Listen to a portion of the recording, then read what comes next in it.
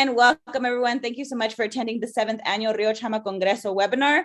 A quick reminder to place yourself on mute to reduce any feedback unless you're speaking. So hopefully those of you who are here are ready to rock and roll, have your teas next to you. So let's get started. Our theme for this year is the future of snow, water, and of course, meetings in a changing climate. I'm really happy to see all of your familiar faces. So welcome. Let's see. I do want to take a quick minute to acknowledge our planning committee, Steve Harris, Mary Stuver, Dagmar Llewellyn, Sage Faulkner, Emma Kelly, Caleb Stotts, Kathy McKim, Song Dog Media, also known as Brittany, and San Juan Chama Watershed Partnership Vista volunteer Hannah Whitaker.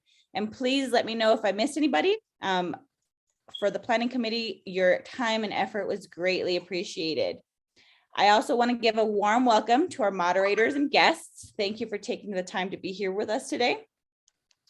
If you are unmuted, make sure you put your phones on vibrate. Just a quick reminder for our guest speakers. Again, we are excited to kick off the 7th Annual Rio Chama Congreso webinar with our annual updates. So let's dive right in and hear from Rich Naden from National Park Service and Southwest Coordination Center. So my name is Rich Naden. I'm one of two fire weather meteorologists based out of the Southwest Coordination Center in downtown Albuquerque, responsible for monitoring weather, climate, and fire conditions in both all of Arizona and New Mexico. So today's presentation is pretty much kind of outlining what we've been seeing in regards to weather and climate the last couple months, and then how is it looking as we approach the main fire season, which if you're not aware of, is typically in the Southwest, starting mainly in April all the way into the month of July. Can start a little bit earlier, and it can linger later in some years. So I'll be trying to brief with a few of these slides. This is a slide that I need to update with some more additional data, but it kind of just illustrates how we've had an increasing incidence in the last 5 or 8 years of multi-objective use, multi-strategy type perspectives on fires. So what that means is, when they get going, when there's a lightning strike or when a fire gets started by a human, at times there's been more of a shift the last 5 or 10 years to manage it instead of just putting it out. So in other words, suppression used to be the main stance years ago in the 90s, and the last 10 or 15 years, more of a stance and maybe letting the burn occur and helping with the ecosystem in regards to restoring it with natural use of fire. In the Southwest area, unlike other portions of the West, we're 50-50 split between human and lightning-caused fires, with more of the human-caused fires this time into the month of May, mainly coincident with the wind and the dry conditions, which are so prevalent in our area this time of year. And as we get later into May, but more so June and July, once we start getting moisture to impinge upon the region, that's when we get lightning-caused fires. So much more prevalent come June and onward with the monsoonal onset. So today, 5 main factors I'll be kind of going through. And just real quick, this presentation is also available on the Southwest Area Coordination Center website. And that is something I'll be updating again early next week, as I have got all the February data in. So I'll probably have that up on the website sometime on Tuesday, March 1st. So this is also available on the website in a PDF format and a PowerPoint format. And I'll likely be doing a video capture of it as well for the March update, if you happen not to like what I'm saying now or you want to watch it again. So real quick now, we'll be going through these 5 main factors today. What's drought look like on a regional basis? What are the fine fuels looking like early on, or what are they going to look like? What's been going on the last several months in regards to temperature, precip, and weather pattern, which we kind of term the season setup. What's likely to continue to occur as we head through the upcoming onset of spring, which meteorological spring actually begins on Tuesday, March 1st, and goes through the month of May. summer starts June 21st or 22nd, but we pretty much consider the onset of summer starting in June. So once we get to that factor, it's more of a fire ignition and spread type component. And it's typical end of the large fire season is the monsoon. What's that likely to be like this year? On the drought side of things, upper left kind of shows a 6-month change map. A lot of this data, again, is a few weeks old, as I've only updating it once per month right now. So this data is likely, about 3 to 4 weeks old at this point, but still pretty accurate. So upper left kind of pinpoints what's been going on with the drought the last 6 months in regards to the change conditions.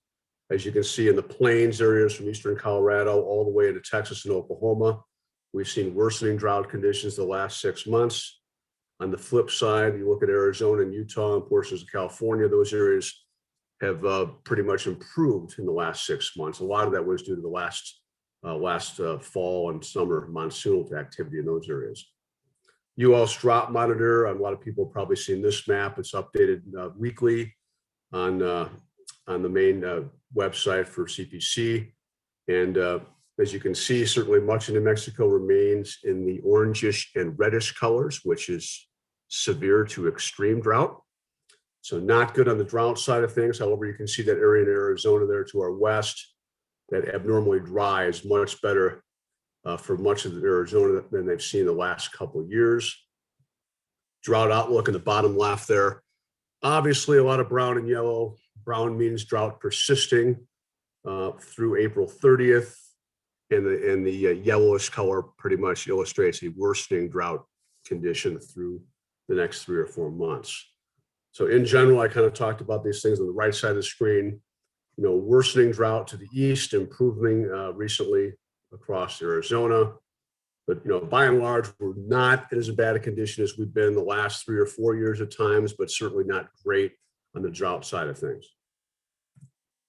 On the fine fuel side of things, one way we ascertain the fine fuels buildup is to look at what's occurred last summer and fall in regards to precipitation. So that's what those graphs at the top of the screen kind of are illustrating here. What occurred precipitation-wise last monsoonal season into the fall. Again, bluish and greenish would mean above normal precipitation, and anything orange and red or yellow below average precipitation. So just a cursory glance from left to right up there, noticing that last June we had a decent surge of moisture in New Mexico. In July, Arizona got walloped pretty good, as did much of the Southern Great Basin into Nevada and Utah. And as we get into August, starting to see the monsoon kind of weaken a little bit across the northern tier of the region. And certainly by September, the eastern half of New Mexico and the West Texas started drying out as Arizona remained active. And again, as usual, by late fall, we start seeing the monsoonal condition weaken further. But looking at those 4 or 5 months together there, we did pretty well last year in regards to the monsoon, thank goodness. Because in 2019 and 2020, we did not do very well. So it was good to have a kind of a normal monsoon last summer, thank goodness, to help end our fire conditions on time.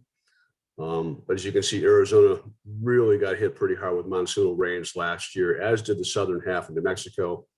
But again, you can see the northern sections of New Mexico and eastern Colorado and the plain states not quite as well. So what does all this above normal precipitation do? Well, it builds up the finer fuels. And that's one thing that leads to the next fire season, which we're moving into right now. So one thing I'll be doing with the update for March next week, and certainly April to May, is provide some more detailed information about what we're seeing for the fine fuels. And I mean some pictures and some other graphs for this particular factor. But right now, we're pretty much mentioning that the fine fuel loading and continuity on a regional basis is generally normal to above average. I have some indications that sections of eastern and southeastern Arizona and a lot of the lower elevations of the southern half of New Mexico and much of the eastern plains have a lot of above normal continuity and loading right now with the fine fuels and dead fuels for the winter time. So that could really be problematic as we head into the later in the spring months and in the summer months before the monsoon hits. So that's something to kind of think about for the fine fuel side of things. Again, more with these upcoming updates on this topic. Putting on the geeky science hat real quick here, and I don't want to confuse people and get over people's heads too much, but on the left side of the screen is kind of an illustration of what's been going on globally for the sea surface temperatures in the upper part of the screen, and the anomalies here on the bottom left. And that circled area is the important section in the bottom right here, illustrates the Nino regions that are monitored by climatologists. And the main area that's looked at internationally is that Nino 3.4 area, which scientists kind of monitor in regards to what's going on with ENSO. ENSO is the El Nino Southern Oscillation. And typically you're either in neutral conditions, a La Nina condition, or El Nino condition. And right now we are in La Nina. And we've been in a La Nina condition much of the winter time since last fall. The upper right kind of illustrates, even the last couple of years, we've been kind of in a La Nina condition. All those blue bars indicative of strong easterly trade winds from east to west across the tropical Pacific. And it's a few years ago, you can see the red bars. That's when we were more of an El Nino condition back in 2018 and 19. Bottom left here kind of shows the expectation of where we're headed this late winter into the springtime. And most models are illustrating we're moving from a La Nina condition, which is right around here, about a negative 1.1 or so, back to more of a neutral territory towards the zero line as we head later in the spring into the early summer months. So that's the general expectation, is moving from a firm La Nina this winter to more of a neutral ENSO condition by later in the spring. So what's been going on recently for temperature and precip? That's what the next couple of slides will be portraying. This is a portrait of the last 3 months through late January. So pretty much the months of November 21 through January 2022. Temperature in the upper left, precip in the bottom left. And as you might imagine, all these yellowish, orangish, and reddish colors illustrate above normal temperatures for that 3-month time frame, especially across northern and northeastern New Mexico into the eastern plains. Those reddish colors and orangish colors indicative of about 4 to 7 degrees above normal in the last 3 months. Again, these are average temperatures above normal for that 3-month time frame. So certainly generally well above normal across much of New Mexico, and even Arizona, not so much above normal, but certainly a few degrees above average, or about the 2 to 4 realm across areas in Arizona. Precipitation-wise, unfortunately, once again, looking at a lot of the orangish and reddish colors, especially east of Mountain Divide in New Mexico. Again, this reddish colors are indicative of 5 to 50% of normal for precipitation values from November through January. So really been dry or drier east of the Mountain Divide in New Mexico and western Texas. You can see much of West Texas very dry, under 5% of normal for precipitation in those areas. Arizona done a little bit better. Some of these specks of above normal precipitation near Phoenix and between Tucson and Payson and some of those areas over there. Some areas between 130 and 180% of average, but still widespread normal to below normal precipitation in Arizona as well the last 3 or 4 months. These charts illustrating just the last month. Again, this is January.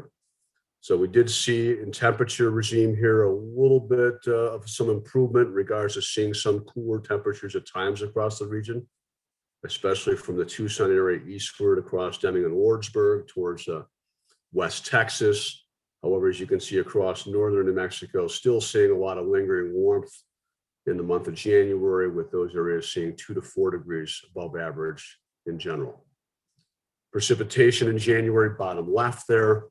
Again, unfortunately, still a lot of widespread brownish and orangish.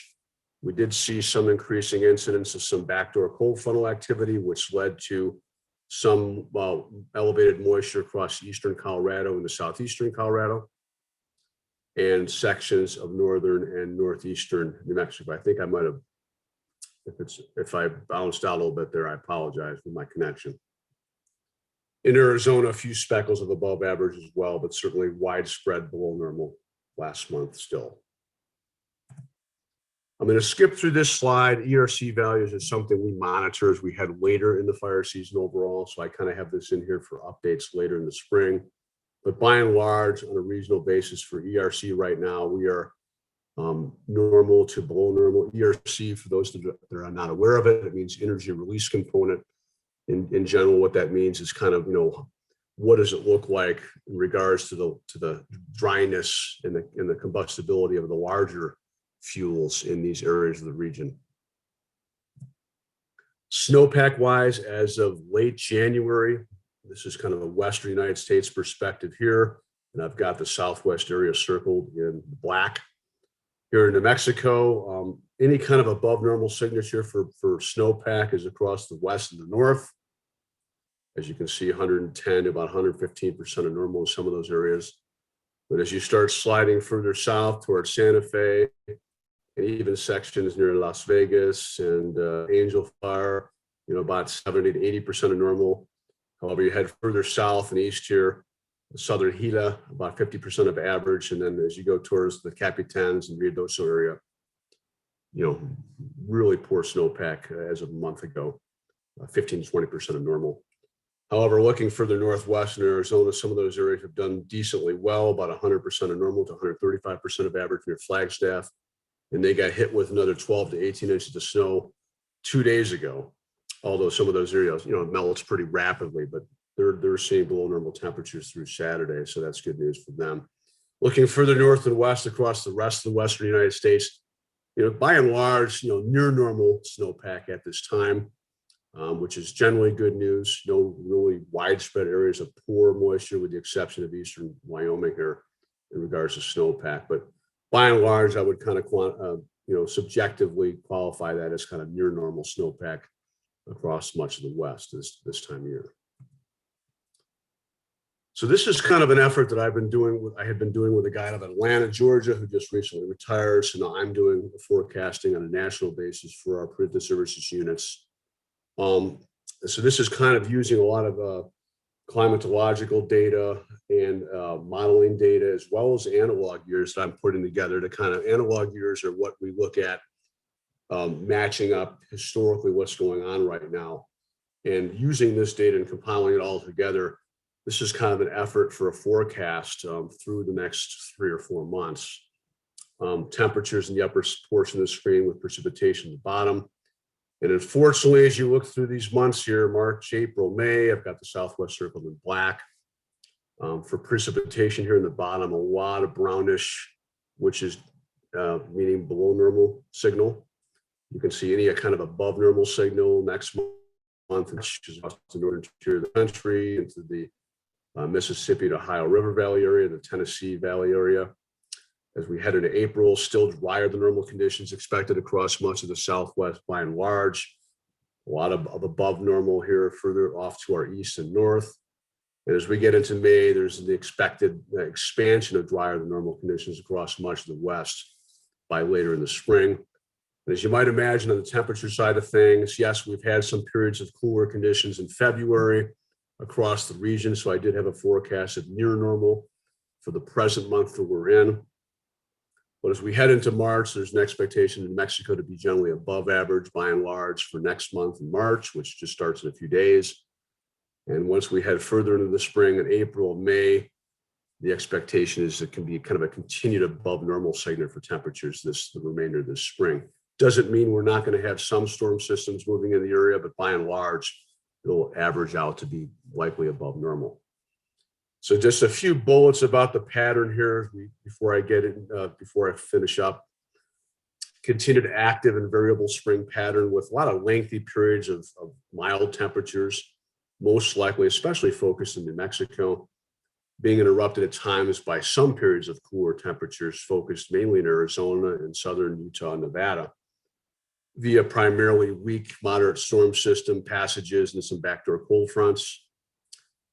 As you might have seen a moment ago, really expecting dry or drier than normal conditions across most of the region, with some continued wind events as well into the month of May. And as I already mentioned a few bullets back, the winter La Nina type conditions are continuing to weaken as we speak, and will continue to do so through the spring months.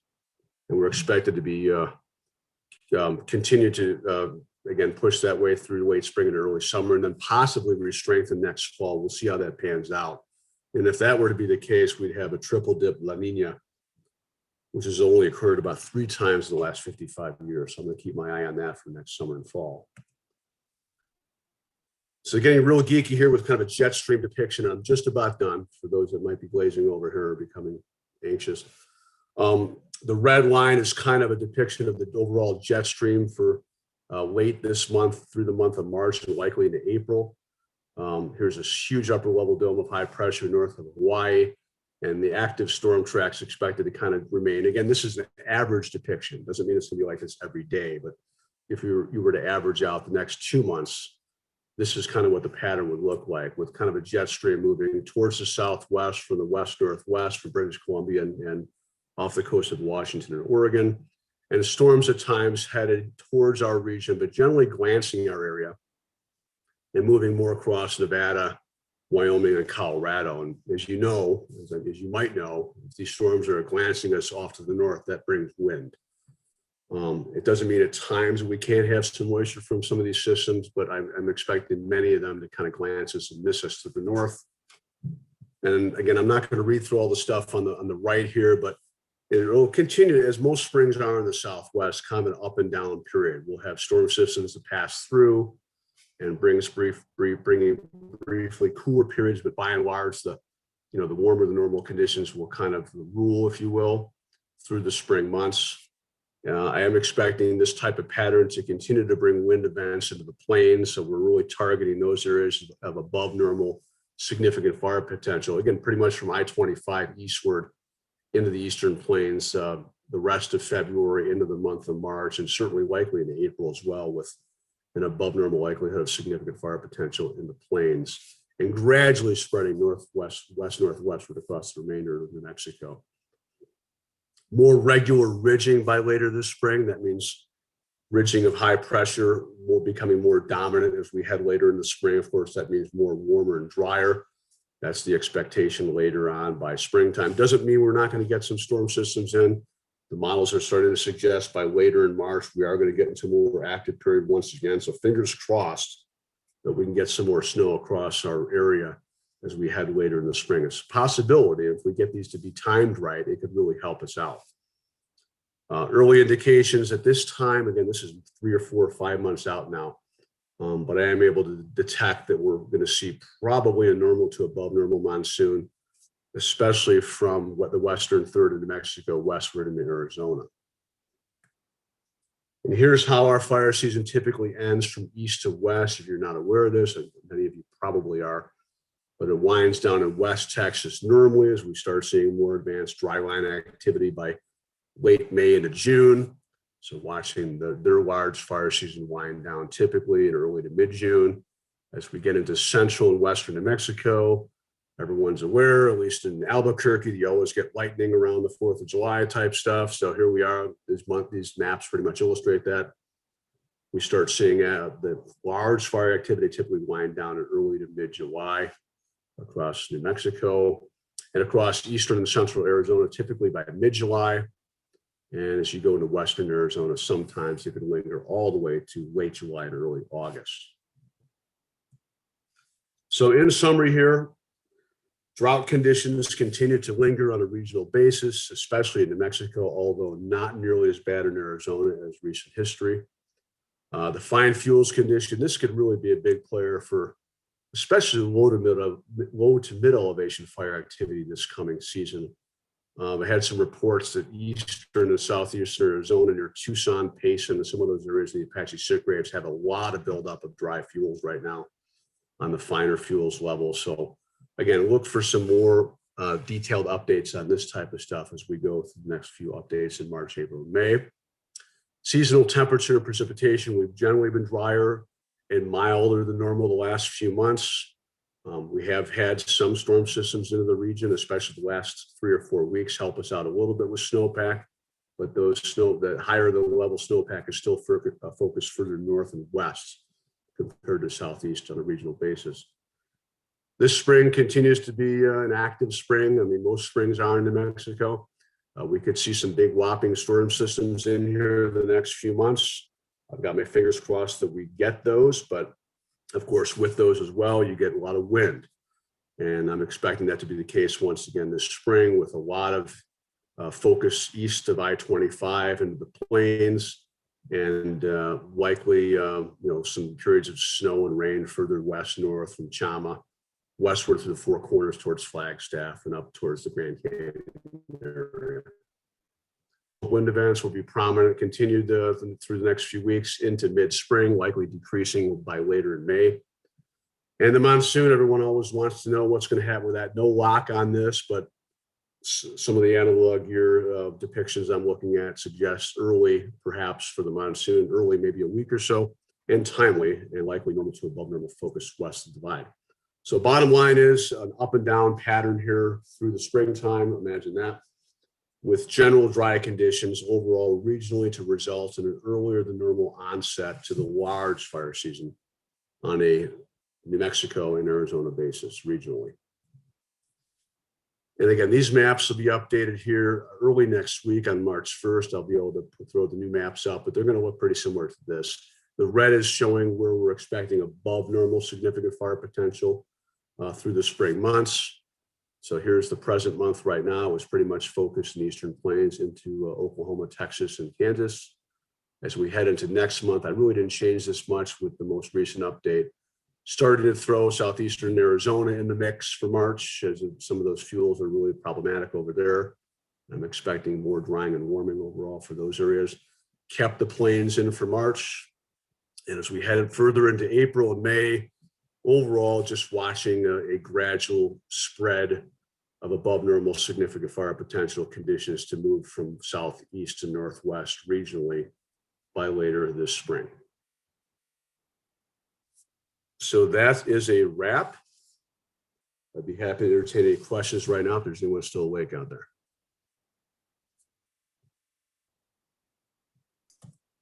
I have a question, Rich. Sure. I just heard you mention something about a triple dip La Nina, and I'm unfamiliar with what that means. I was just kind of curious about that. Well, what that would mean 3 La Ninas in a row. So we had one in the winter of 2021. We had one this winter in the winter of 21-22.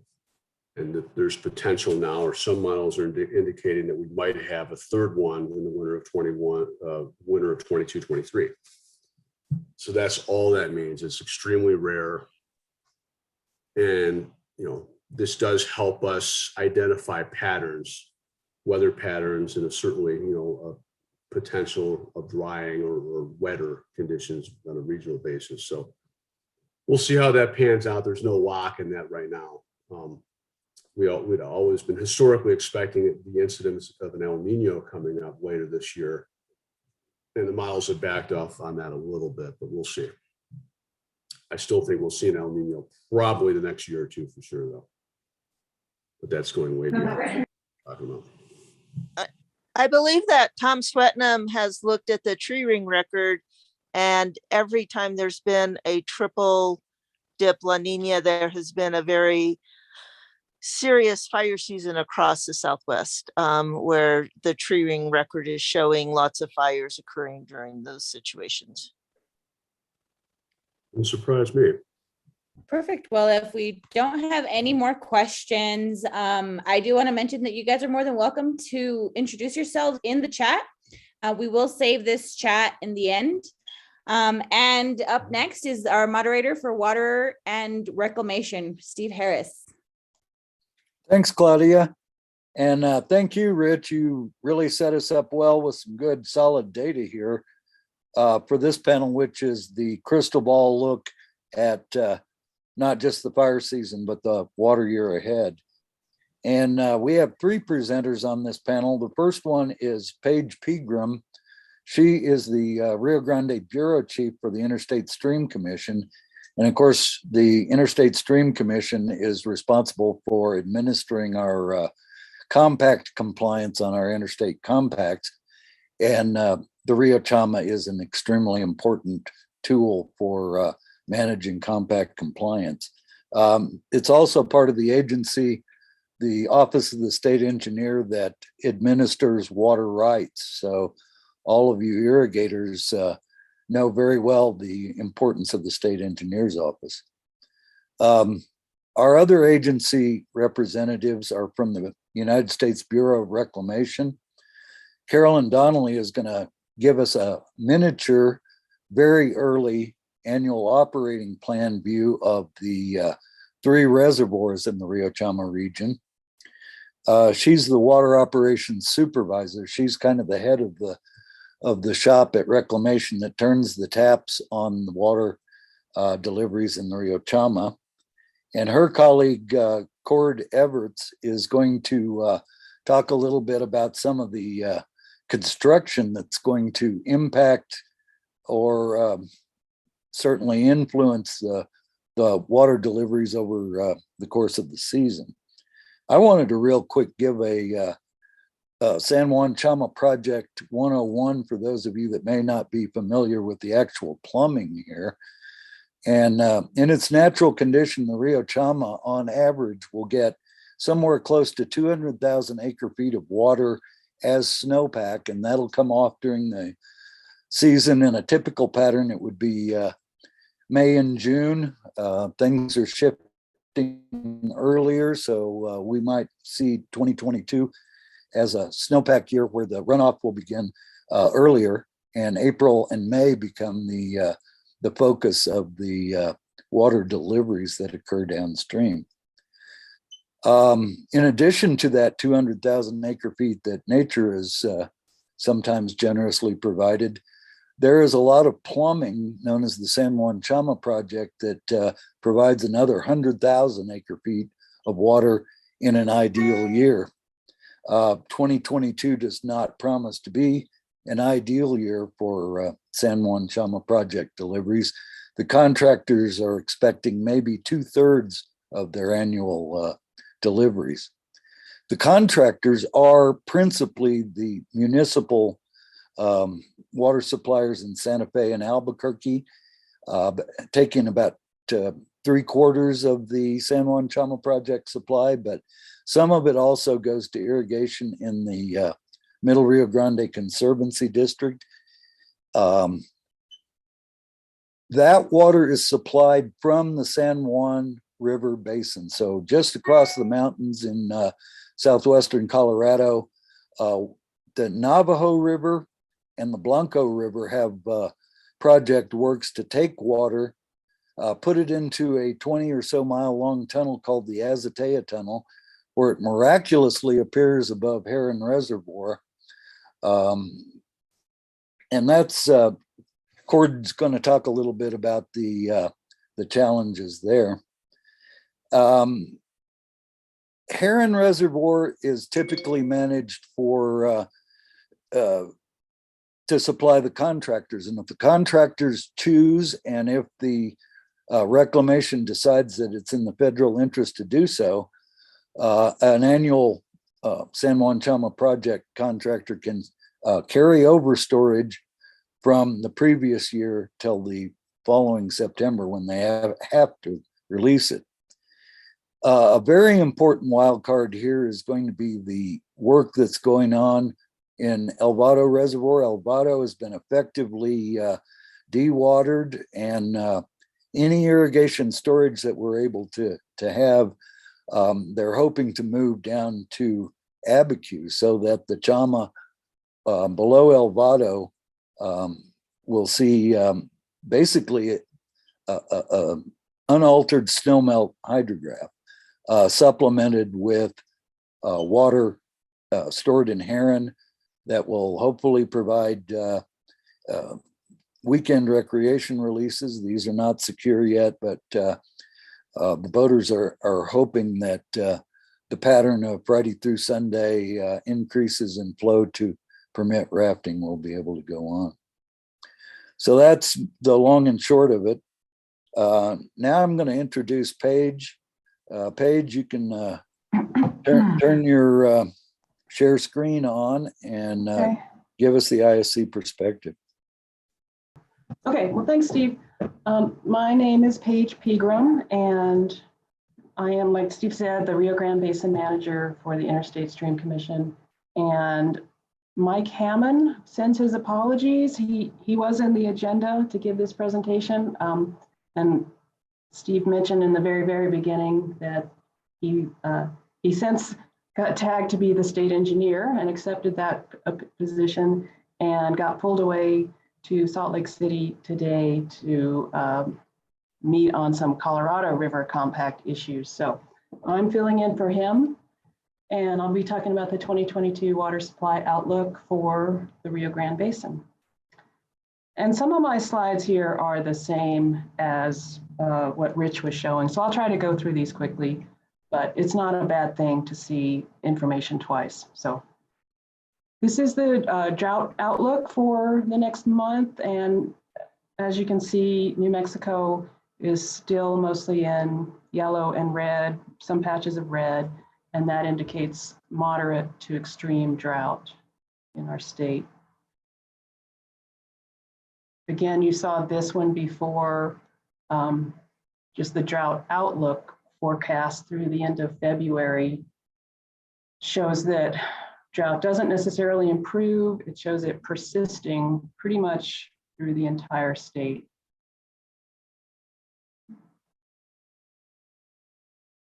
This is the temperature outlook for the next 1 month, and the temperature probability shows a pretty much northwest to southeast trend of higher probability for above normal temperatures across all of New Mexico.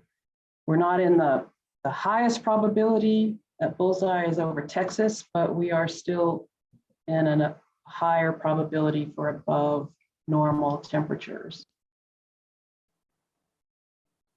This one again is the precipitation outlook.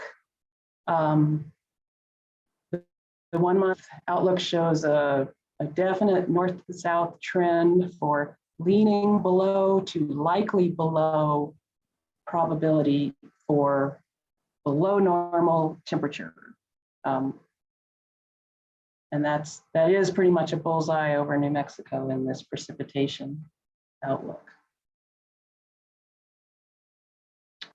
These are the snowpack, the current snowpack conditions in New Mexico, and this was actually updated yesterday. So it includes Wednesday night, Thursday morning storm.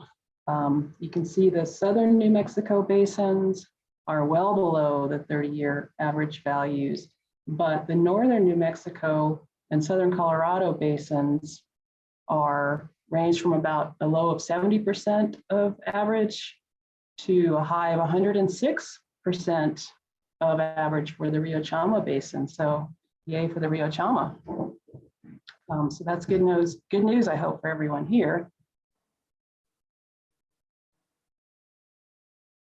This is the same snowpack conditions for the Colorado basins. Colorado is faring a little bit better than New Mexico. Most of its basins are right around 100% or a little bit higher than the 30-year median value. And what we're really interested in seeing is the upper Rio Grande Basin, which is at 93% of average, and also the San Miguel, Dolores, Animas, San Juan Basin is just above 100% at 103%.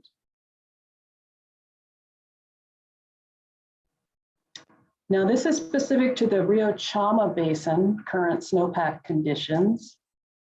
This bold dashed pink or purple line is the median, the 30-year median, and the dark red line is the current 2021 and 2022 Chama Basin snowpack. So you can see it's trending above median so far. So it's doing okay. Oh, excuse me. Didn't mean to do that. The issue, though, is that you can see for the last, I'm sorry, I keep hitting my mouse. Paige, can you also slide a little closer to your microphone? I've got folks having a little trouble hearing. I'm sorry. No problem. Okay. Yeah, and I'll talk louder. You can see over the last 10 years or so, what happens after about between now and April, May, and June, it is really important because for the last 10 years or so, snowpack conditions have dropped off radically. below the median. So even though we're trending above median right now, it all depends on what happens between now and May or so as to how our runoff really comes off. And as we know, higher temperatures are causing runoff to come off earlier. So that's a real change over the last 10 years. Now, this is the daily soil moisture anomaly. And right at the beginning of the meeting, Steve asked me, well, how do we compare to last year? And I hadn't actually looked at it, but during the previous presentation, I went ahead and pulled off the soil moisture anomaly for last year, 1 year ago. So this bottom right graph is for February of 2021, and the upper left is February 23rd, yesterday, of 2022. We know what happened last year was that we had a pretty decent snowpack, and it just did not translate into runoff and flow in the river. And that was because soil moisture was really low last year. The soils were so dry that snowmelt just got sucked up by the soil before it could run off into the river. So we can see last year, New Mexico was, last year New Mexico was mostly the darker orange, anywhere from 60 to 80 millimeters below average, below the 30-year average soil moisture content. And this year, we are actually doing a little better. We're between 20 and 40 millimeters below average. So soil moisture is in fact a little bit better this year than it was last year. So hopefully our decent snowpack will translate into a little better flow in the river this year, we hope. So this is the February 2022 NRCS snowmelt runoff forecast. They predict the less likely, average likely, and most likely runoff at specific gauges. You can, so this column highlighted in yellow is the actual 50% exceedance forecast in thousands of acre feet of water. The next column is how does that compare to median? You can see in the upper Rio Grande basins and subbasins, Rio Grande near Del Norte is projected to be about 79% of median. And then the Conejos and the Rio Grande at Lobatos, that's the state line gauge, are projected to be right around 100% of median. But then when you look in the Chama and the middle Rio Grande, well, the Jemez River is only about 35% of median. El Vado Reservoir inflow projected to be around 88% of median. And then Otoe and San Marcial farther south on the Rio Grande are 70 and 44% of median. So that's not very good, but it's not the worst we've seen in the last few years. So I'm just crossing my fingers for a little bit more snow and the runoff to hold up a little better than last year. Now, this is just a summary of some other Rio Grande compact issues and storage issues we're facing this year. We are in debit, projected about 127,000 acre feet in debit as of the end of 2021. And what that means is that, well, there's also less than 400,000 acre feet of water in storage for the Rio Grande project down in Elephant Butte and Cabaya reservoirs. So what that means is that we cannot store any native water in upstream reservoirs this year. But because of El Vado construction, there's nowhere to store it anyway right now. We're working on getting the ability to store some native flow in Abiquiu Reservoir. That's an ongoing effort right now. And it wouldn't be storage, probably wouldn't be storage for irrigation uses. It would only be storage to protect the Pueblos' prior and paramount rights for their irrigation, not for anything else. And we're likely to see a greater percent of San Juan Chama water on the Chama system than normal this year in mid to late season because there is no storage or very little storage available. There won't be much native water on the Chama system. It'll mostly be San Juan Chama water. So that's what I have. Thank you to the Bureau of Reclamation and the NRCS for data, and also for my staff for preparing some of this data. And this is a quiz. The question is, you get extra points for guessing what is this gauging station? If anybody knows, just shout it out. Rio Chama below El Vado. Excellent. Steve gets the points, the Rio Chama below El Vado, but you get extra points if you know the USGS code for that gauge. I can find it. But you don't have it memorized. Starts with a 0. Okay, and that's all I have. So if anyone has any questions, feel free. All right, welcome everybody. I'm Carolyn Donnelly. I'm the Water Operations Supervisor here at the Bureau of Reclamation in Albuquerque. So I oversee operations on the San Juan Chama project and the Middle Rio Grande project, of which El Vado is part of the Middle Rio Grande and Heron is part of the San Juan Chama project. And first, I'm going to give you a little bit. Sorry, I'm trying to move some of these things out of the way so I can see my screen. A little bit of an update on El Vado embankment construction. So there was a contract awarded to install the membrane, which is shown in the picture, and also to do grouting underneath the steel faceplates. That was awarded late last year. The contractor will begin mobilizing for site preparation in the beginning of April. And so from May 15th, unless we're told that, or unless we find out that the snowpack changes and that runoff conditions are such that we expect to still have high inflow into the reservoir after May 15th. So if that's the case, we'll tell them to hold off the start, but it's looking like right now is that we'll have the reservoir down to 6785 feet, or just under 2,000 acre feet of storage by May 15th. And then at that time, the contractor would begin grouting.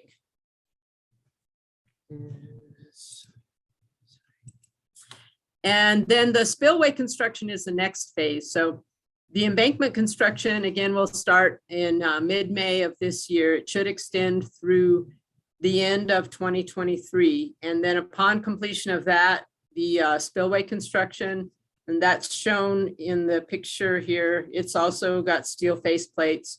That is scheduled to begin in 2024. We've completed the 90% designs, and we expect to award a contract for that that's this year in 2022. There'll still be an elevation restriction on El Vado, but it's going to be much higher. We expect it to be something that would allow 60,000 acre feet of storage or more. And spillway construction is going to take 3 to 4 years. And the road and bridge are going to be replaced during spillway construction. And I think that was all I had for here. So water storage during construction.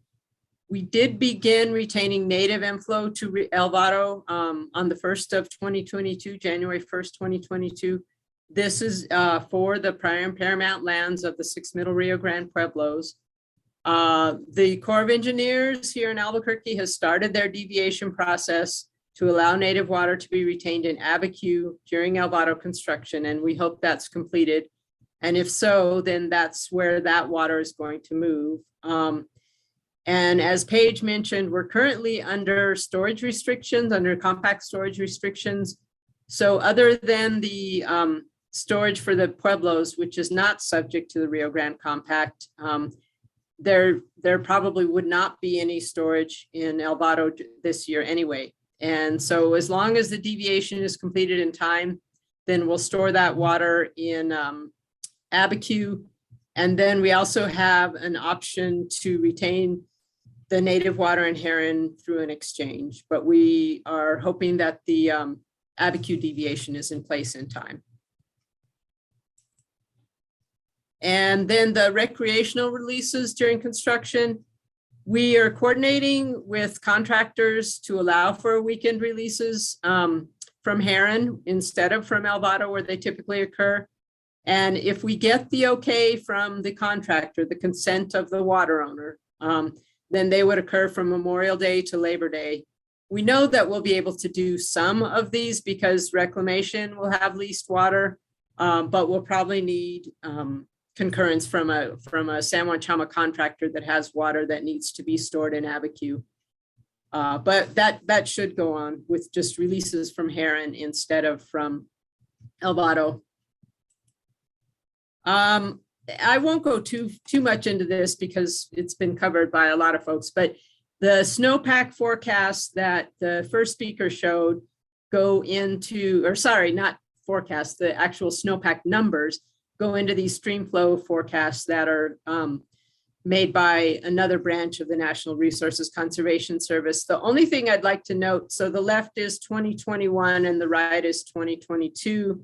It's still early. A lot can happen between February and May, but I did want to note that last year they were using the 1981 to 2010 average as their marker for what to compare things against. This year, they moved to using median and using the 1991 to 2020 period. That was a drier period. So if all you look at is the number, the percent of average or percent of median, then it's going to look better than it would have looked last year. So last year for, let's see, Elvado Reservoir inflow was predicted to be 145,000 acre feet, and you would have seen 64% of average. This year, it's 164,000 acre feet for the period, and it's well above the percent. So you can see the percents differ. So just wanted folks to be aware of that. And these are some of our predictions. Our modelers get those forecasts and then put them into the model with some other assumptions.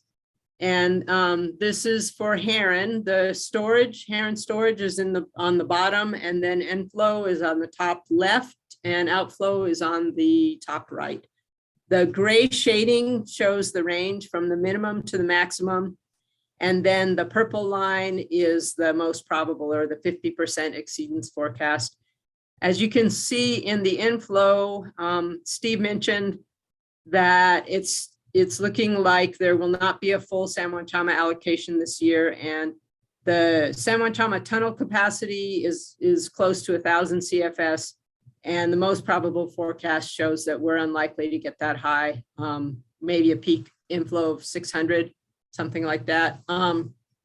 The outflow on the right, all these little spiky lines are the weekend releases for recreation. And then this sort of block here is most likely one of the utility starting to move their water down to Abiquiu. And I don't quite know what these other spikes are in November, but the model did that. We began this year, 2022, with Heron storage at about 40,000 acre feet. Under the most probable forecast, we may reach 100,000 acre feet and then end the year about 60,000 acre feet. These are a few of the gauges, and I have to move something out of the way to see what it was. The top one is the Azotea tunnel outflow, and then the bottom is Elvado local inflow. So the bottom one would be more the native inflow into Elvado, and then Azotea tunnel is what comes into Heron from the San Juan Chama project. So it looks again like we're not likely to get to the maximum tunnel inflow. And then towards the end of the season, we have less confidence in those spikes shown in September. Those would be the result of rainstorms, and those are very difficult to predict at this time. The Rio Chama local inflow to Elvado looks like actually not too bad. Looks like what we're predicting with the most probable runs is that it would reach about 1,000 CFS in early April and stay there till kind of mid-May, and then taper off to kind of a minimal inflow by the end of June.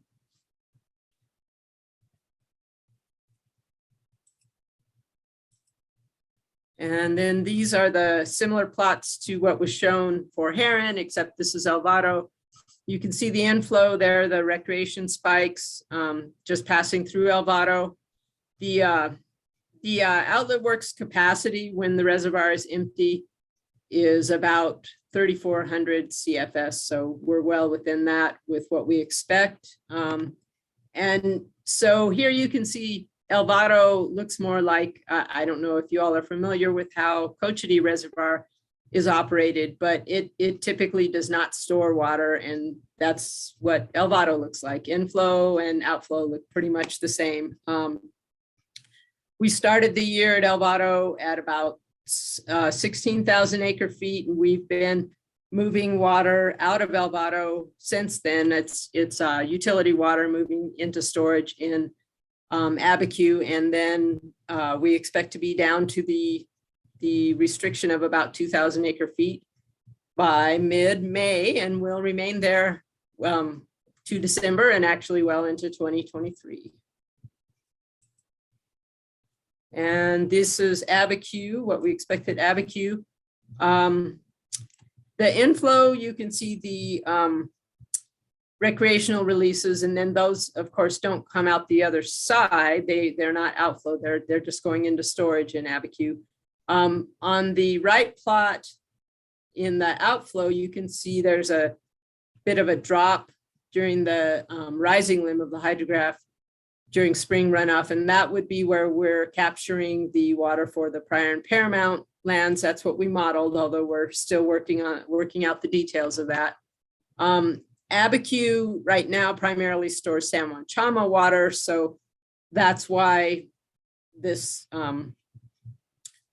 this inflow is mostly going out the other side of Abiquiu. You can see they have a peak release of about 1,600 very briefly. And for the most part during runoff, they get up to 1,000 for perhaps a month, a little bit longer than that maybe. And this is, again, this is all very provisional data, and the forecasts in February, we're not that confident in it. It's very similar to last year. The only change that Paige mentioned is the antecedent soil moisture conditions are better this year. So maybe less of the snow melt will seep into the soil and more will actually end up in the rivers. And just a little summary, we hope to know more about the recreational releases in the next month or two.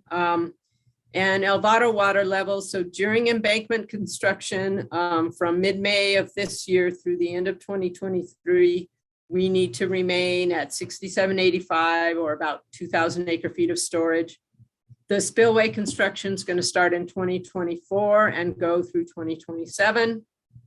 We expect it to be at least about 60,000 acre feet of storage, but don't hold those numbers too closely in your head, because they could actually be higher than that.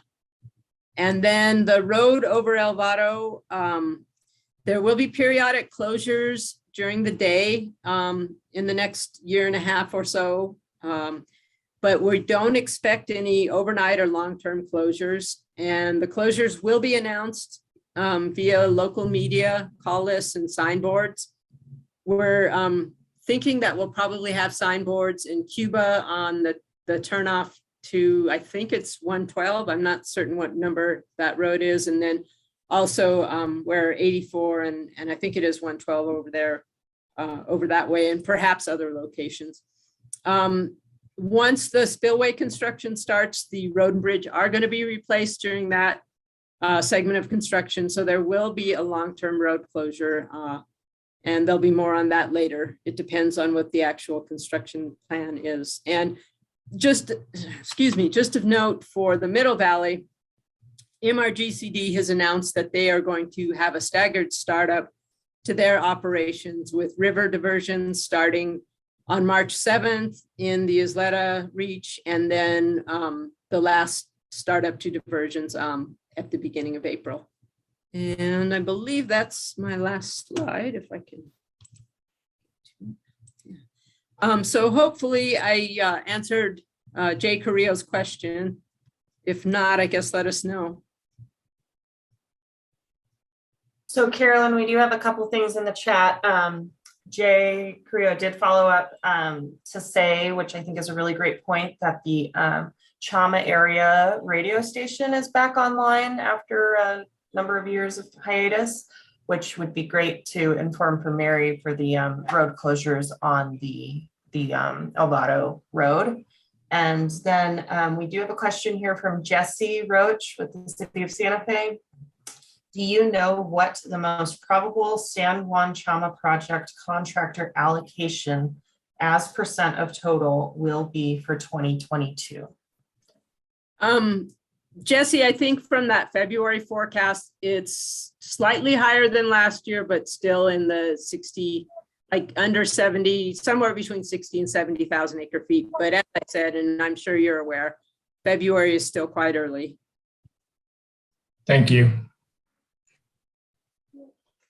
Cord Everett is the special projects let's see. He does special projects, and his area of responsibility is the San Juan Chama project.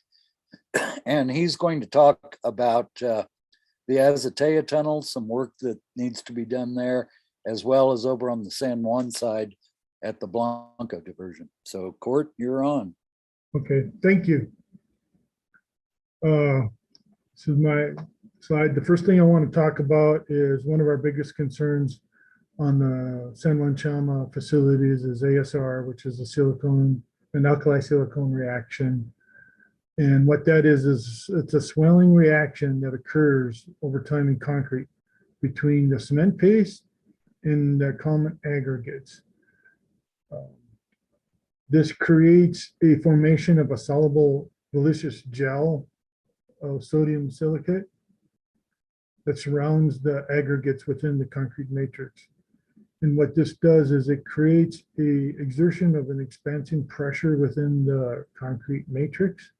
And this will cause spalling and loss of concrete strength, and finally the failure of concrete.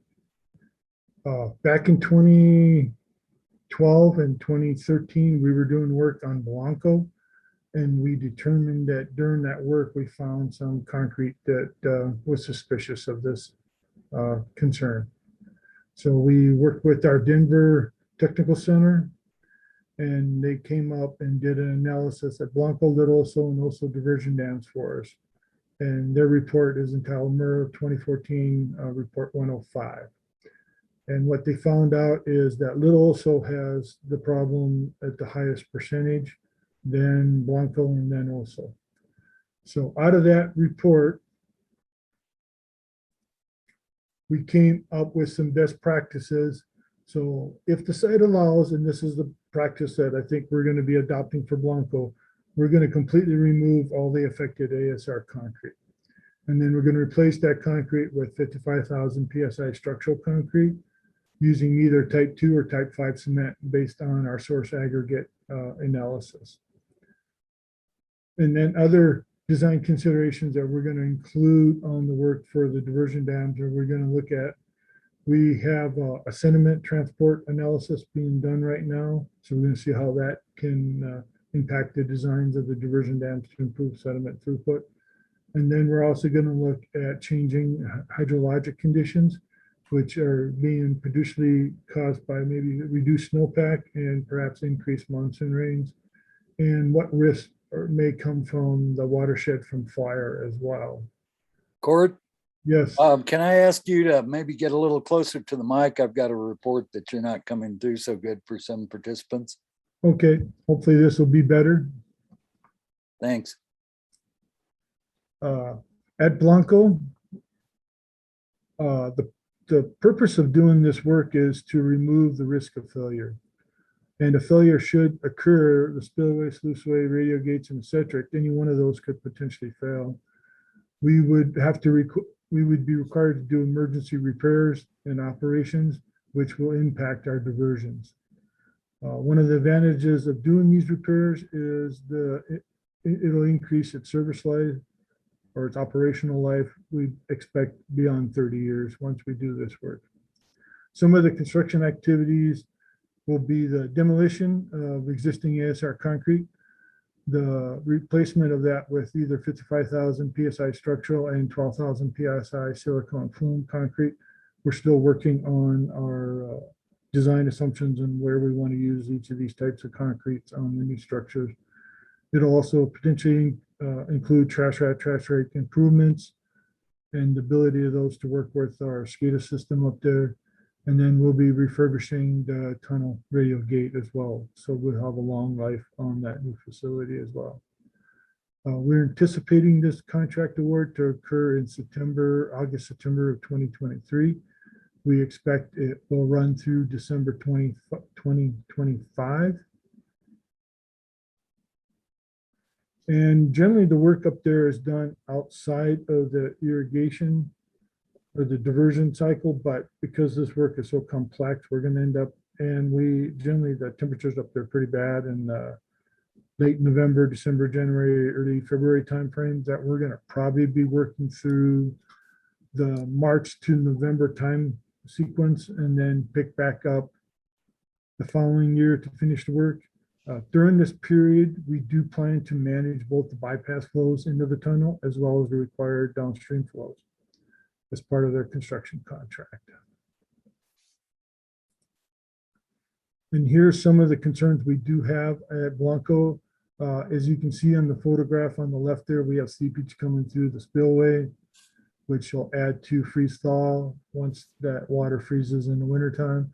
And then the middle photograph takes a picture of the intermediate wall, which is the wall you see on the left. You can see the damage in the photograph on the left, as well as the close-up on the right, where we have that intermediate wall starting to have a major crack going down the middle. And that's caused by the ASR as well as freeze thaw conditions in the concrete. So these are the concerns that we have at Blanco and reason why we're moving forward with this construction project. And then this particular slide is to give people a little better idea about the work that we're going to do. On the photograph on the left is the spillway and sluiceway for Blanco. And then you can see the retaining walls with the hand railing on top of it. We're anticipating to remove all that concrete and replace it with new concrete. And the photograph on the right is to show the backside or the upstream side of the diversion dam. And you can see the retaining wall on the righter side of it, the spillway in the middle. And then you can see a retaining wall or wing wall, as we would call it, there by where the trash racks and the trash rake assembly is. We're also anticipating that we may remove that wall at the same time, being we're going to be up there working. So that's this slide is to give the group a little better understanding about the level of effort that'll be going into this project and what will be removed. And why this work will be done. We expect the contractor will set up a couple temporary pipes of various sizes to be able to manage the flow that could come down through the river system and divert that flow downstream as required by our agreements. And then the rest of it, we hope to manage it and push it into the tunnels during their work cycle. The next thing we got going on over the next couple of years is we're planning to do the azotea outlet transition and drop structure work. The purpose of this is also to remove risk of failure. If failure occurs, we would have emergency repairs, would have to begin, and diversion flows would have to stop from all the upstream diversion dams, which would be Blanco, Little, and also why we go in and do these repairs. It could also cause increased damage to the particular structure, depending upon where that failure occurred within that structure. The advantage of doing this work is it'll increase the service life. We expect a plus 30 years as well. And then the construction activities for this work will be demolition of existing ASR concrete, and we'll be replacing this concrete as well with either 55,000 PSI structural concrete or 12,000 IPS silicone flume concrete. This work is scheduled to be awarded this coming August or September. We expect this work will run through December of 2023. And we expect this work to be done between October and March. We do expect there'll be a small break in there around mid-December through January. This is a little lower in elevation. This is on the Colorado side, I mean, the New Mexico side. So the weather can be pretty bad or it can be not too bad. As this year, it hasn't been too bad up in the Chama area for the most part compared to previous years. So we don't expect this to actually impact any diversion flows. This work will be done outside of diversions. This year, or I should say last year, I was under the impression, at least from what I heard, that our diversion stopped somewhere towards the latter part of August. We just didn't have the monsoon rains to continue diversion. So that should occur this year, and we are successful in awarding the contract. The contractor may start a little sooner than October if we get that opportunity. And then these are some pictures of the drop structures and the transition at Azotea. And you can see the exposed rebar in the upper left picture. On the invert there, the two bottom pictures show some typical energy dissipators and some of the wear and tear in that. And then the photograph on the right side shows some of the wear in the exposed rebar in the bottom of the drop structure and along the retaining walls. And then I got my wrap up. Any questions or chats that came in from me on this? Cord, this is Steve Harris. I've got a question not related to your presentation, but within your purview. Have you been able to remove the culverts from the Rio Chama channel above El Vado, where you've been doing work to build the bridge and improve the trail access below Heron there? No, we have not removed that temporary access road to construct the new bridge. We're scheduled to put the bridge on its abutments the week of March 7th. It got delayed coming out of Denver, partially from, I'd assume, the snowstorm, which impacted its ability to be finalized coating. It was supposed to happen this week, but it got pushed off to the week of March 7th. Contractor plans to set it on its foundations probably Tuesday that week. And then they'll start removing the berm shortly after that. This week and last week, they started doing the final earthwork around each of the abutments because they're waiting for the bridge to show up. So it should be out of there. I expect by the middle of March, somewhere in there, that temporary road should be gone. Thanks for that answer. And that impacts folks, recreationists that may be planning to boat the Mama Chama section above El Vado Reservoir. Hey, Steve, I did just want to check. We did have Doreen had her hand up for a bit, but removed it. I just wanted to check with her to see if she had a question. And you're on mute, Doreen. I'm sorry. Oh, Maureen, Doreen, you're on mute.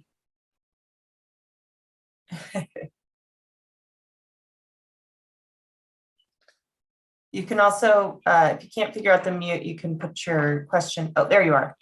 Yeah. No, we got our questions answered. Thank you. Great. I see a couple of other items in the chat.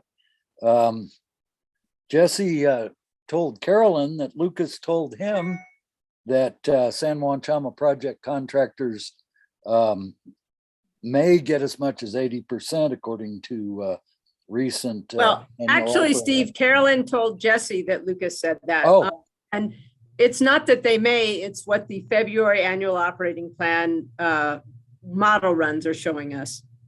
And that brings up an interesting point in that you're going to do a major presentation of the annual operating plan in April. Is that not true?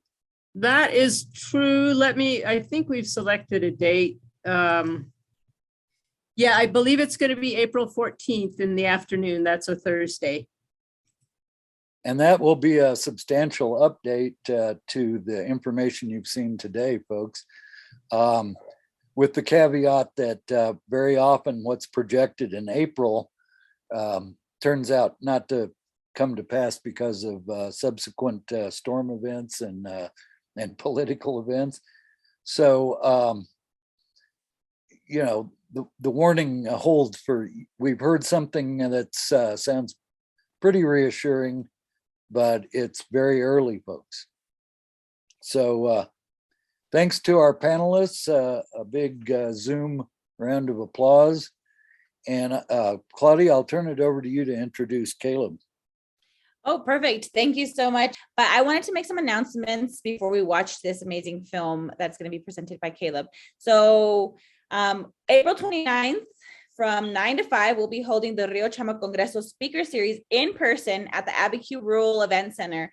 And stay tuned for April 30th field trip announcements. You will be reminded via Eventbrite for anything that you've registered for. So it should be a whole package. And so if anyone needs to leave before the film is over, I just want to say thank you for showing up and attending, and we look forward to seeing you on the 29th, 9 to 5 at the Rural Event Center in person. So with that being said, I do want to introduce Caleb Stotts from Chama Peak Land Alliance. Thank you so much. And we are excited to see the Fish in the Flame film. Hey, everybody. I'll try to do this pretty quick. My name is Caleb Stotts. I'm the executive director of the Chama Peak Land Alliance. We're a nonprofit organization that does conservation work on private lands in the Chama area. And we do a lot of work in the San Juan Chama Project source watershed. So there's a lot of talk today about how important that water is. In those source watersheds, about half of the land is actually privately owned. And over the years, partnering with Rio Grande Water Fund, we've done a lot of forestry work and a lot of watershed protection work there, with the concern that there is a risk of severe fire, severe wildfire in these watersheds. And so there's a lot of interest in preserving these watersheds for the water that comes out and goes downstream. But there is a lot of other benefits to that work, such as habitat. And with the landowners that we work with, there's a lot of ranches in this area that are basically operating kind of like wildlife refuges. The number one goal for a lot of ranches is preservation and conservation of wildlife habitat.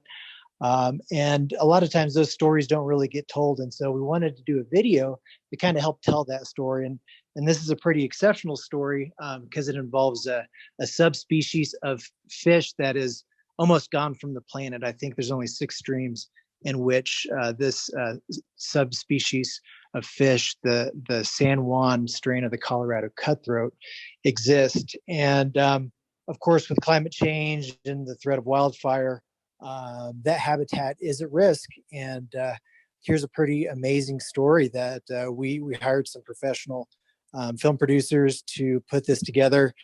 It's been going around, and the film festival circuit has been doing really well, receiving some laurels and awards. And so let's just hop right into it. Operations Stealth Structure Protection Group on command. 7, go ahead, Rob. Got about 3 engine companies here. We're trying to I need your strength QC report. embers in the backyard, so we could use a little help here. Sizzling temperatures and dry conditions have fueled the 416 fire. The county manager has declared a state of local disaster. More than 2,100 homes are evacuated and more than 20,000 acres have burned just north of Durango. I copy that traffic. We're moving on. You have homes that will be impacted in less than 5. It's usually not the immediate fire that affects the fish population. It's the monsoonal rainstorm that happens afterwards. That rainstorm just sends tons of mud and ash and lots of nasty chemicals that come out of the soils and trees, and it's toxic to fish. So we knew it was going to be a devastating event. How did you explain to your wife that you were driving into a wildfire to rescue a fish? She's used to it.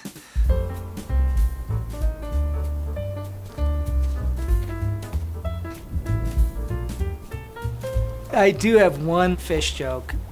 What did the smallmouth bass say to the largemouth bass when he ran into the dam? Hey, you dumb bass. Oh boy. My name is Jim White. I'm an aquatic biologist for Colorado Parks and Wildlife. A lot of people have no idea, but it's an awesome job.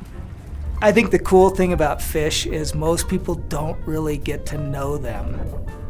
Fish do have personalities. They very much have a hen pecking order, particularly trout. A friend of mine one time said you couldn't help but be anything but a fish biologist, and he was correct when he said that.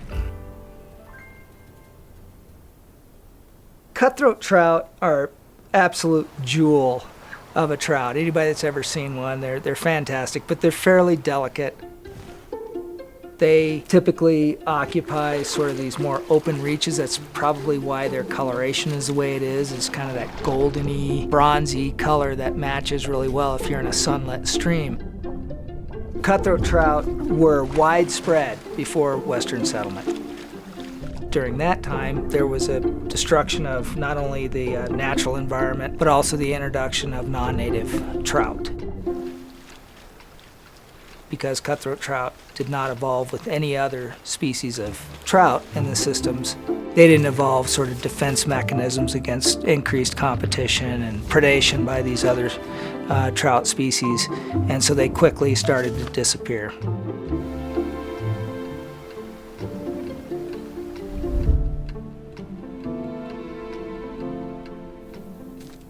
Just in the state of Colorado, we've learned a lot. And the last 12 years have been very informative about the distribution of cutthroat trout. Way down in the southwest part of Colorado where we are now, there's a variation that we were calling the San Juan cutthroat trout that's unique genetically. And that San Juan cutthroat trout was, as recently as just a few years ago, thought to be extinct. But in 2018, using genetics from cutthroat trout in the area, we were able to trace back populations that we knew about and confirm that San Juan cutthroat trout were indeed still around.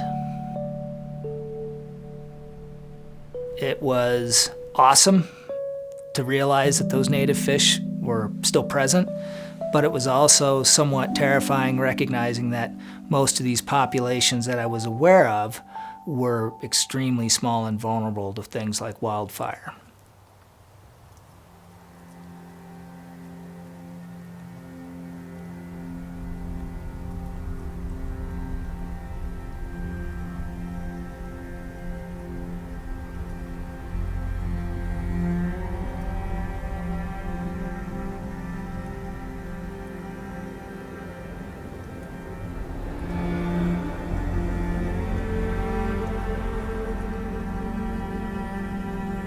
Why is it necessary to conserve species? That's a great question. People might argue that, well, it's hair splitting. You know, we already had the Colorado cutthroat trout, and then we did genetic testing and we realized that, wow, there's actually some subspecies of this, some different strains. And the question becomes, is it important to preserve that? It's a never-ending chore to try and figure out how to manage land. Every piece of property you manage is unique. Banded Peak Ranch sits in the Navajo Basin, the upper Navajo Basin, and is essentially an entire watershed. It's 52,000 acres, and when you look at those 52,000 acres in a topography like this, I mean, that's a lot of land. It takes you a couple hours to drive around from one end to the other for sure. We typically get about 250 inches of snow a year. It gives us a pretty short window of time that we can do work. Hauling livestock, hauling equipment, hauling logs around, that sort of thing. So we got to run diesels just because they got the power to do it. Do you kind of develop like an emotional connection to your truck? I don't, absolutely not, no. I barely have an emotional connection to my family. My name is Tim Harmon. I'm the ranch manager at the Banded Peak Ranch. There's a lot of water that comes off of this particular ranch, which is a drinking water source for cities like Albuquerque and Santa Fe. Unfortunately, if we were to get a catastrophic wildfire in here, it does a lot of damage to the soil, causes a lot of post-fire erosion. The primary reason we're working in the forest is to thin those forests so that when a wildfire does come through, it doesn't burn so hot. You end up with these big, what we call slash piles. One of the best ways to get rid of those and put those nutrients back in the soil is actually to light them on fire.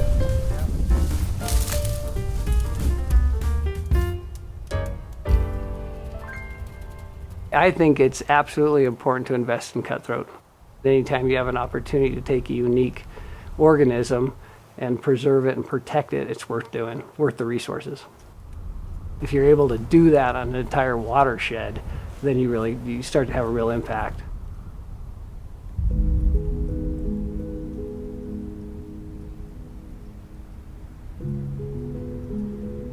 Population growth is a really major factor on wildlife throughout the Rocky Mountains. What you're starting to see is just loss of viable habitat, and obviously kind of a warming trend is really showing a heavy impact, I think, in this region.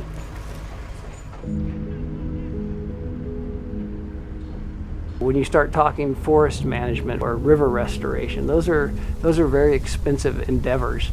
It's typically at a pretty steep cost to ownership to manage their property.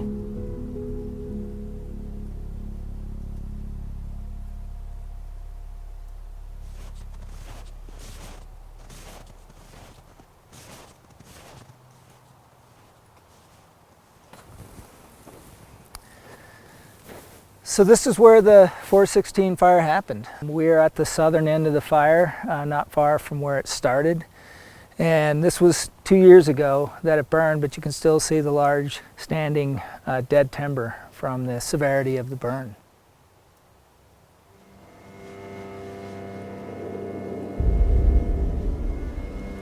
As the fire started really gaining momentum, we realized that 2 of our populations of San Juan cutthroat trout were in this drainage. We had worked out a deal with the Forest Service to mount this rescue. We had just a few hours to remove the fish from the stream. We had, I think, 6 miles of four-wheeler access, 2.5 miles of hike. And we could see the fire growing in the sort of distance, and had to drive through the fire zone to get out of there. Once we got the fish back to the trailhead, we realized that we had a truck full of San Juan cutthroat trout, but that was just the start of a new journey.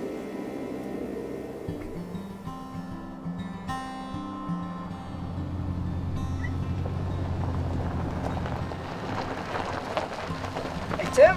Hey Jim, how's it going? Good, how are you doing? Good, welcome back. Good to see you.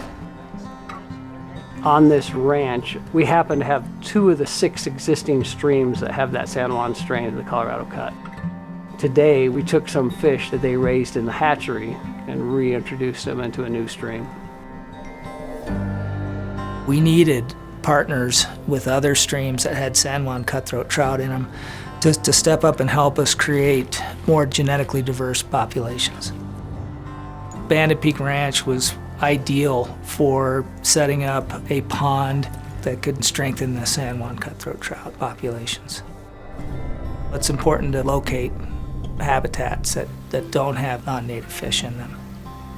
They're pretty harmful to Colorado River cutthroat trout because they outcompete them, they prey on them, and they also hybridize.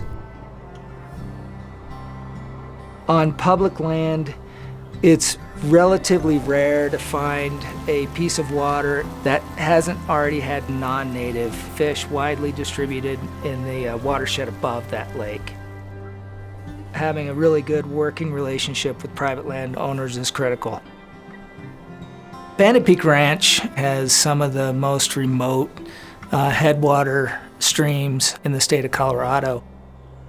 The ranch has been incredibly conservation-minded and on board with everything we've ever proposed, so it's been a wonderful partnership.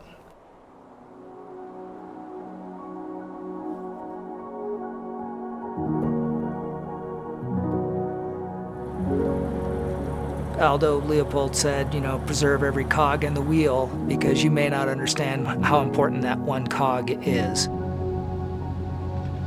That philosophy guides our management for cutthroat trout. Personally, I think that there's value in all of these species that we have. And I think there's probably a lot going on within ecosystems that we don't understand. As we lose that diversity, there's going to be impacts to those ecosystems. Private land holdings are critical for conservation of not just fish, but wildlife as well. They're undisturbed by the general public. They provide this sort of refuge from anglers. One of the beauties of private land is that you have an opportunity to experiment a little bit. As long as you're partnering with the right authorities, then you can have some real action-oriented projects and hopefully get results quickly. In this particular area, there's a really amazing effort at collaborative land management between the states, between the Forest Service, private landowners. There's a place at the table for everyone. I think there's real power in that. Releasing these fish into the wild is really an awesome feeling. They've had a lot thrown at them, but they're persisting. There are a lot of folks out there who really want to see native species flourish. That gives me hope about the future of cutthroat trout.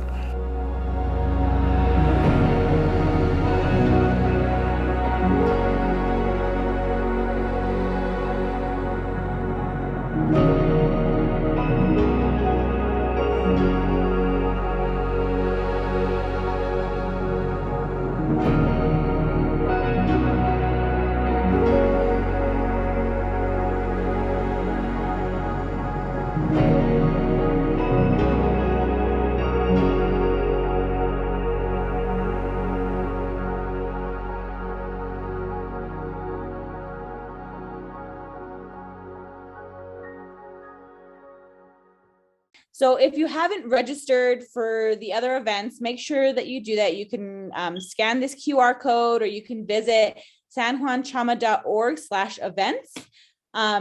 We will be meeting on the 29th, 9 to 5 at the Rural Events Center in Abiquiu. And stay tuned for those field trips. They should be really exciting. Thank you all so much for attending. And if you have any last minute questions, feel free to unmute yourself. Otherwise, have a great day. Hey, Claudia, I did just want to draw attention. I did drop a link in the chat, or a PDF. The San Juan Chama Watershed Partnership is hiring.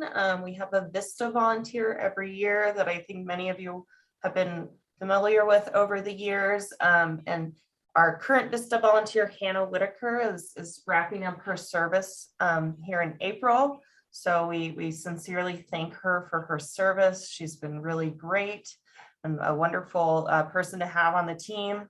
But we are hiring. So if you know any people who would be interested in working with the partnership in a VISTA capacity, please share that PDF that I put in the chat. So thanks. Thank you, Emma. All right, I think that's a wrap. Thank you, guys. Thanks, everybody, for coming. See you on the 29th, hopefully in person or on Zoom.